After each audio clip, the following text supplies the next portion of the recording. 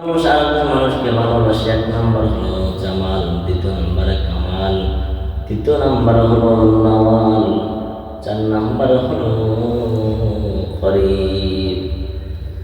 এক নম্বর হলো কামাল, এক নম্বরে জামাল, দ্বিতীয় নম্বরে কামাল, তৃতীয় নম্বরে হলো নওয়াল, আর চতুর্থ নাম্বার হলো করিব, কারামত।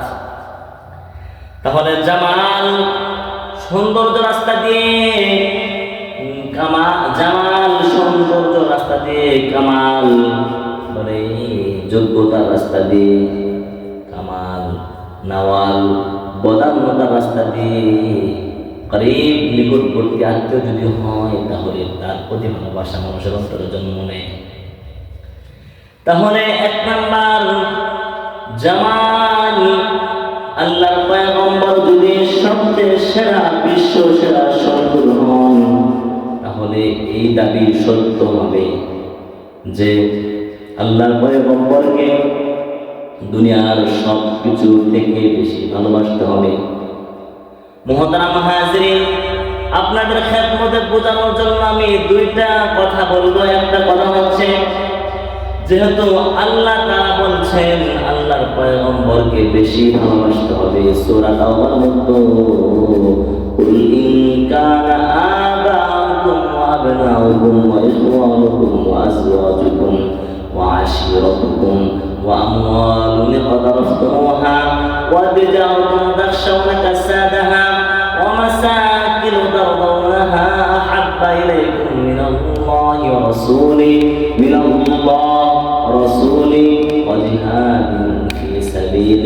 এই আয়াতের মধ্যে আল্লাহ যেহেতু বলছেন আল্লাহর পয়গম্বরকে বেশি ভালোবাসতে হবে, আর আল্লাহর পয়গম্বর হাদিসের মধ্যে বলেন লা ইউমিনু আহাদুকুম হাত্তা আকুনা আহাব্বা ইলাইহি মিন ওয়ালিদিহি ওয়া ওয়ালাদিহি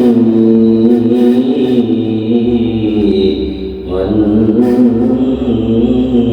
নাসি আজমাইন। আল্লাহর পয়গম্বর বলেছেন দুনিয়ার সব কিছু থেকে আল্লাহর পয়গম্বরকে বেশি ভালোবাসতে হবে। সূরা তাওবার মধ্যে আল্লাহ বলেছেন পয়গম্বরকে বেশি ভালোবাসতে হবে। এই কথাটাই প্রমাণ করে যে আল্লাহর পয়গম্বর হলো সবচেয়ে সুন্দর।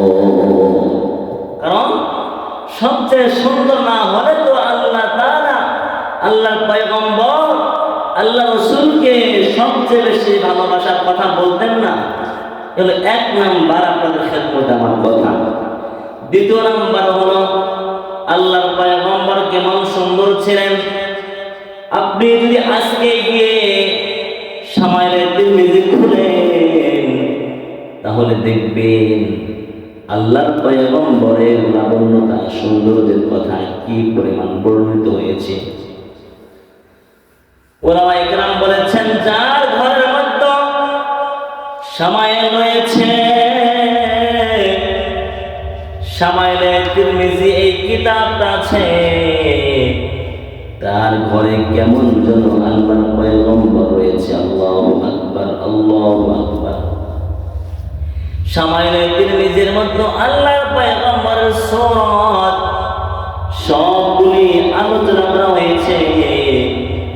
হাদিসের মধ্যে আছে হযরত আনাস রাদিয়াল্লাহু তাআলা আনহু আল্লাহর পয়গম্বরের বলেন, আল্লাহর পয়গম্বরের পেশ খাদেম হযরত আনাস রাদিয়াল্লাহু তাআলা আনহু বলেন, একবার আমি আল্লাহর পয়গম্বরকে দেখতেছিলাম, আর সেই রাত্রটা ছিল 14 তারিখের চাঁদের রাত্রি।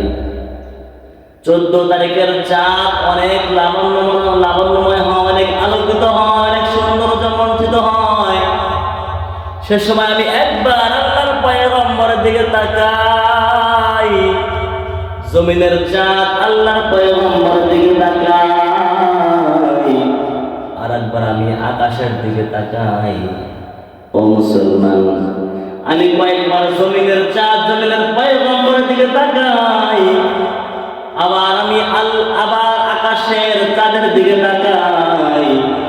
এভাবে কয়েকবার দেখার পরে একটা সময় আমি কোনোভাবে কোনটা বেশি সুন্দর, আল্লাহর পয়গম্বর বেশি সুন্দর নাকি চাঁদ বেশি সুন্দর, আমি কোনোটাই মীমাংসায় উপনীত হতে পারছিলাম না।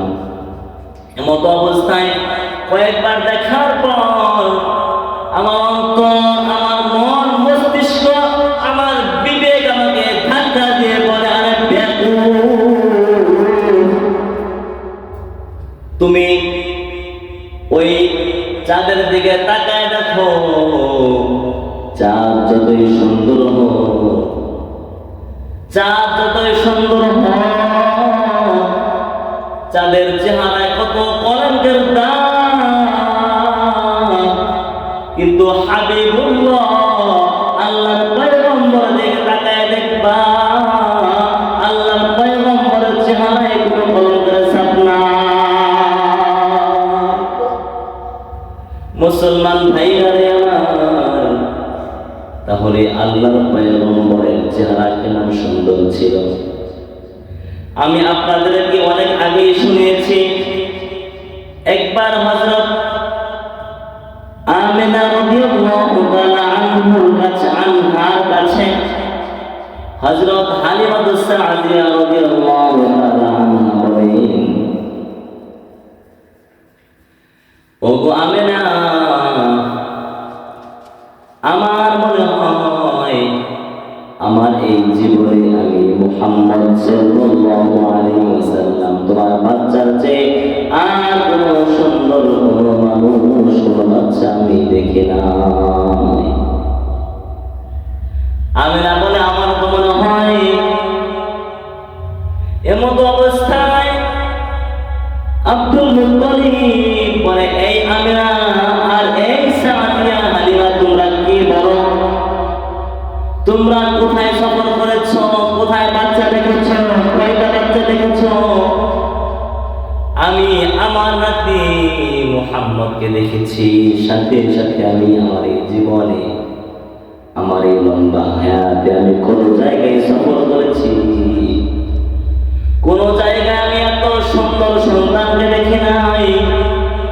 মক্কাতুল মুকাররমার খাদেম আমি, হাজিদেরকে পানি পান করাই, আমি কত মানুষকে দেখলাম, কাউকে এত সুন্দর দেখি নাই।